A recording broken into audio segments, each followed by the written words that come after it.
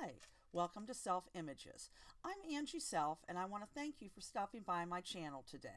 In today's video, I'll be using the Distress Icicle texture paste to make several textured backgrounds.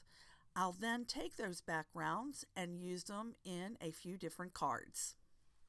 For each background, I use a variety of inks, different brands as well as different types. I don't find I have any problems usually blending different types of ink as long as I dry between the layers or types of ink. For my first background, I'm using Distress Oxide and dye ink in shades of blue and purple. Starting with the oxide ink, I use a blending brush to add color to my cardstock, starting the ink on the edges and working inward. I repeat with the next color of oxide ink, blending the colors together. Before continuing with the dye inks, I use a heat tool to dry the oxide ink layer. Next, I blend the dye inks to the cardstock using the same technique mentioned before, but I do use a different set of blending brushes to avoid contamination. I continue to add and dry the layers of different inks until I achieve the look I'm looking for. For my second background, I am using dye inks from several different brands in shades of blue, green, and teal. I'm blending as I did before my first background, except that I'm using a foam blending tool this time. As before, I've added several layers of ink, but I didn't have to dry between these layers because I was only using dye ink. For my third and final background, I used dye inks and Distress Oxide sprays. I didn't film my third background because it was completed the same as I completed the first two. However, I inserted a screenshot of the completed background along with the inks used. I decided that I wanted to add some Distress mica stain on a couple of my backgrounds. The mica stains add a beautiful pearlized layer to any background. To apply the stain, I laid a paper towel inside a splat box, placed the background inside, and sprayed a layer of the stain. To move and blend it, I misted the background with water using my Distress sprayer, and finally I removed the excess water by blotting the background on a paper towel and then drying with a heat tool. I continued to add layers of the stain, blotting and drying between them until I was happy with the results. The final step to complete my backgrounds and achieve the cracked ice effect was to spread some Distress Icicle texture paste to each background using a plastic palette knife. I spread the paste thickly on some areas of the background and thinly in other areas.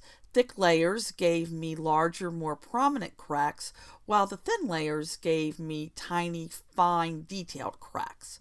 After applying the paste, I let the backgrounds air dry. I didn't use a heat tool to speed up the drying process because I had heard that the results aren't as good and it smells really bad as it's heating. I learned this trick for accenting the crack of the icicle paste after watching one of Tim Holtz's demos. Using a Distress crayon, apply the crayon on small areas over the dried icicle texture paste. Smudge using your finger dipped in a bit of water until you work the color into all of the cracks. Repeat over the background until you get the desired results. Finally, buff off any extra crayon with a slightly damp paper towel. I used picket fence on 2 backgrounds and tarnished brass on the third one.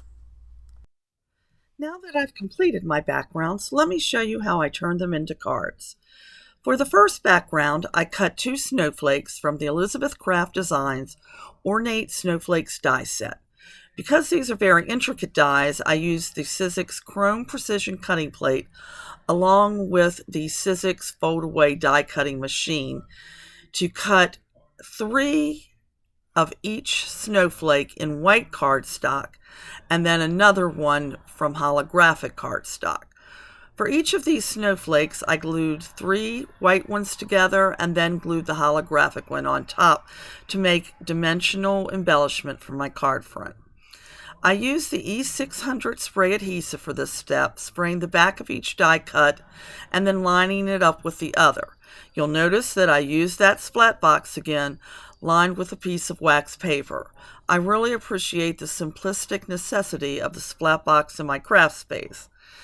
To assemble the card, I ran both the snowflakes and the inked background through my Xyron machine. The Xyron double-sided permanent adhesive is a strong, dry adhesive that I like to use for intricate dies and embellishments and curled or warped backgrounds. Then I matted the background onto a piece of holographic cardstock that I cut smaller than 4 1/4 by 5 1/2. I cut a piece of Hero Arts amethyst cardstock in half, scored it at 4 1/4 inches to make an A2 size card base, and glued the matted background to the card base using double-sided score tape. For the sentiment strip, I used the Spellbinders hot foil system to foil the phrase "Hello Friend" from the Spellbinders Everyday Sentiments 2 set.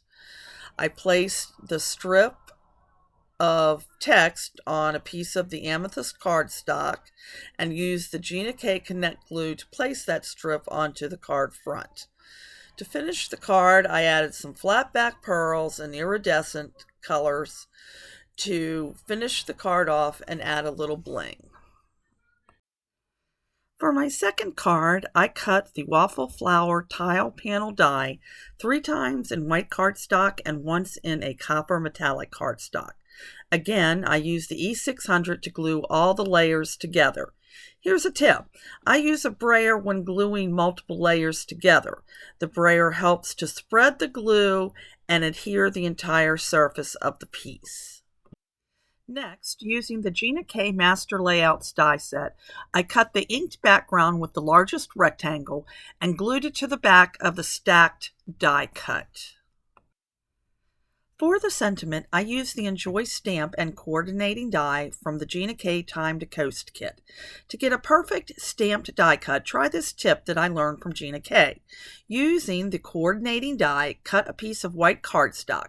Use the negative space as a template and place in your MISTI. Place the positive die cut piece into the negative like a puzzle piece. Then line the stamp up over the die cut and close the door on your MISTI to pick the stamp up. Finally, ink the stamp, close the door on your MISTI to perfectly ink the die cut. I stamped my Enjoy cut 3 times using Distress Archival ink in black soot. I used the same technique to stamp a sentiment strip using the same Time to Coast kit. I cut the Enjoy die 3 more times in white cardstock and the Shadow die once, also in white cardstock.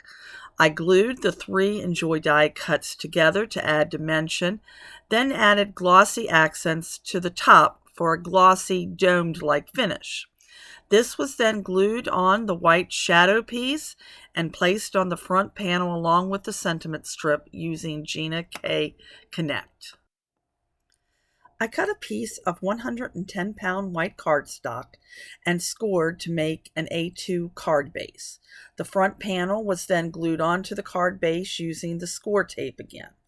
Finally, to finish the card off, I took some copper brads that I had in my stash, cut the tips off with a pair of metal nippers, and glued those onto the front of my card for additional dimension. For my third and final card, I die cut the Gina K Snowflake cover plate 3 times in white cardstock and once using her Tranquil teal cardstock. This was definitely a time to use the Sizzix Chrome Precision plate, as using this made the tedious job of removing all those tiny die cut pieces so much easier. As with my other 2 cards, I layered and glued all 4 pieces together. You'll notice at this point that I also cut out another of the snowflake cover plate dies in a glitter cardstock. I couldn't decide which looked best with my inked background. In the end, I used the one cut in the Tranquil teal cardstock and put the glitter one in the same storage pocket as the die to use on another card sometime in the future. I glued my die cut to the inked background panel using the Xyron, then trimmed the excess inky background from around it. I then cut a piece of tranquil teal to slightly smaller than 4 1/4 by 5 1/2 inches using the Tim Holtz Decal trimmer. This trimmer gives a nice torn edge to your panels. I then glued my inked background panel to this mat and glued the entire piece to a white A2 sized card base. I decided to decorate the inside of this card. I finished it by cutting another piece of the Tranquil Teal cardstock with the Decal trimmer. I then cut a piece of white cardstock that was slightly smaller than the teal with my regular paper trimmer. Then I used a swirl stamp from the Gina K Sparkling Snowflake stamp set and stamped the piece of white cardstock on the bottom with Gina K Tranquil Teal ink. Finally, I glued the white piece of cardstock to the teal and placed this on the inside of the card. For the outside sentiment, I used the Hello Honey Cuts from Honeybee Stamps to cut out the word hello from the Tranquil Teal cardstock. Then I cut out the shadow layer of the word hello from white cardstock, and finally a pierced shadow layer in the teal. I glued the layers together and then placed the entire piece on the front of the card with pop dots to add a bit of dimension. Finally, to add a bit of sparkly embellishment, I added some teal flat back gems to the front of my card. Here is a final look at the 3 cards I completed using the Distress Icicle texture paste. I hope you found some useful inspiration or information in this video. Please feel free to visit my blog for a list of materials, tools used, and additional information. Thanks for stopping by, and I hope to see you again soon.